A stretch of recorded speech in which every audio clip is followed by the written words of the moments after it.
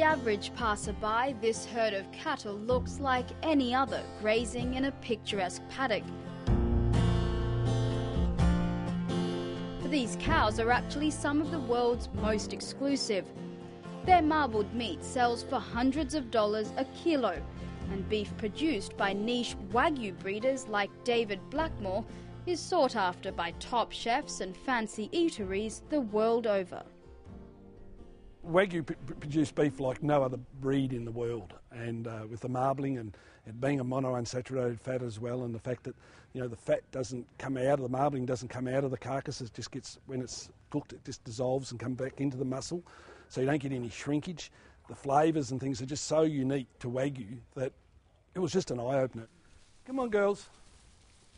Come on, girls.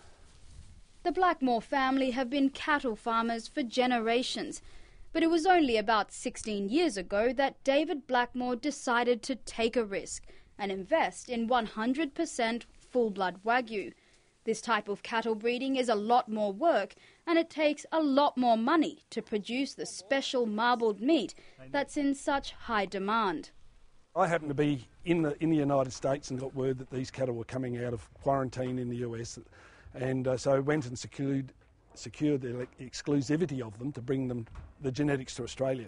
So an embryo frozen in liquid nitrogen could come to Australia with no disease risk. And so we brought those embryos to Australia and transferred them into surrogates here, and that was the start of the Wagyu herd. For centuries, cattle like the ones you see here were bred only in Japan.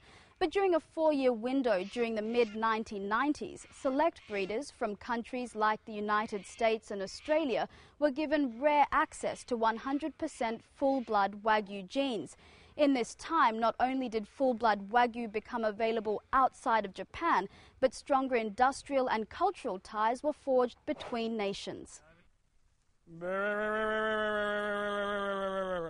It's 12 years since any genetics has left Japan, so we've learnt a lot from the Japanese. We find that they're very pleased to help us, and I think more so of ourselves, because we really respect their tradition and the heritage that the Wagyu cattle are to the Japanese people, so we include that in our program. Since his first foray into the full-blood Wagyu industry, David has developed a world-class breeding program on his property located on the scenic Goulburn River in Victoria.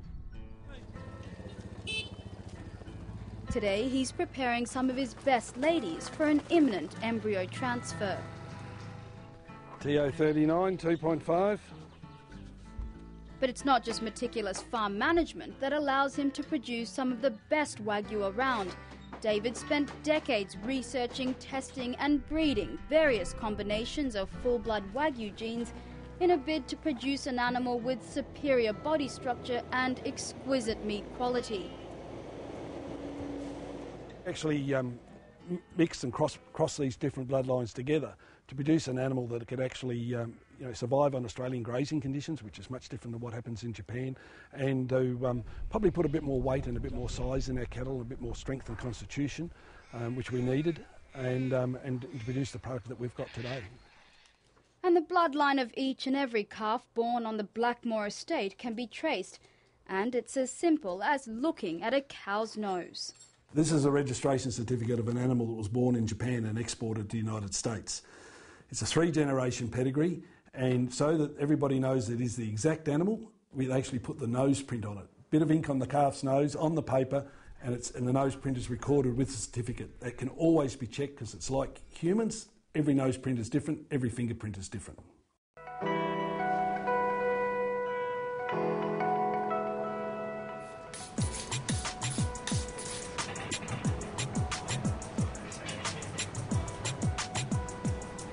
The introduction of full-blood Wagyu into local produce markets has delighted the country's fine food industry.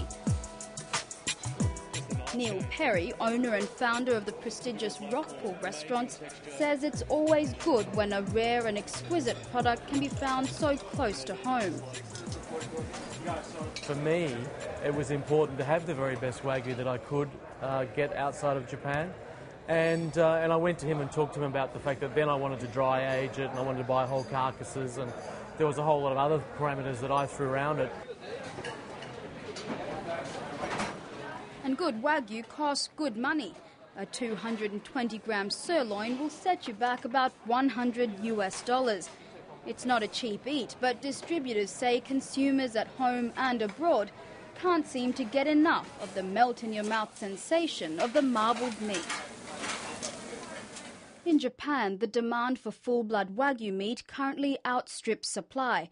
Farmers there just can't produce enough. And as one of David's key distributors told me, that shortage has thrown the Southeast Asian beef market right open.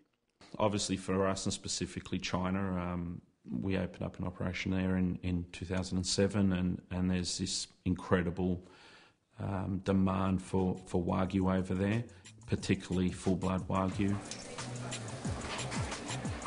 Centuries ago, full-blood Wagyu was a well-kept Japanese secret. But thanks to a rare 4-year window of history, a national treasure has become one of the fine food industry's most coveted ingredients.